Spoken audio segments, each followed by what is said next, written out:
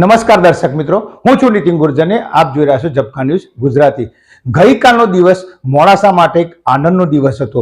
Under 19 માં મોડાસાના ખિલન પટેલે allrounder પ્રદર્શન કરીને ભારતભરમાં મોડાસાનું નામ રોશન કર્યું છે.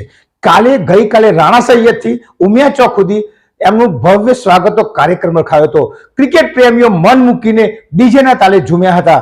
ત્યારે ઘણા મોડાસાવાસીઓના આ રેલીની અંદર આનો લાભ ઉઠાવીને ખિસ્સા કાતરોએ પોતાનું કામ કર્યું હતું અને મોડાસાના 3 થી 4 વ્યક્તિઓના 20,000 થી લઈને 25,000 30,000 જેવી માતબર રકમ આ રેલીની અંદર ખિસ્સા કપાતા પોતાને દુઃખની લાગણી વ્યક્ત કરી હતી.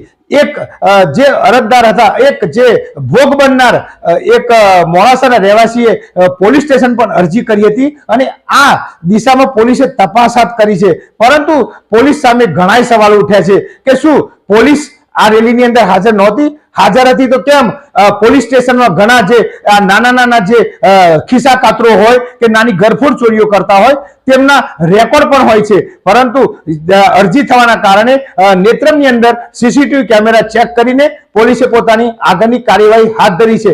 જ્યારે આખું મોડાસા આનંદમય હતું, પોતાના ખુશીને વ્યક્ત કરવા માટે પોતા રેલીની અંદર ડીજેના તાલે નાચતા જોવા મળ્યા હતા. ત્યારે મોડાસાના એક નાના વેપારી, કાપડના વેપારી હોય કે પછી કોઈ બિલ્ડર હોય, પોતાના ખિસ્સા કપાતા પોતે ભોગ બન્યા હતા. નમસ્કાર.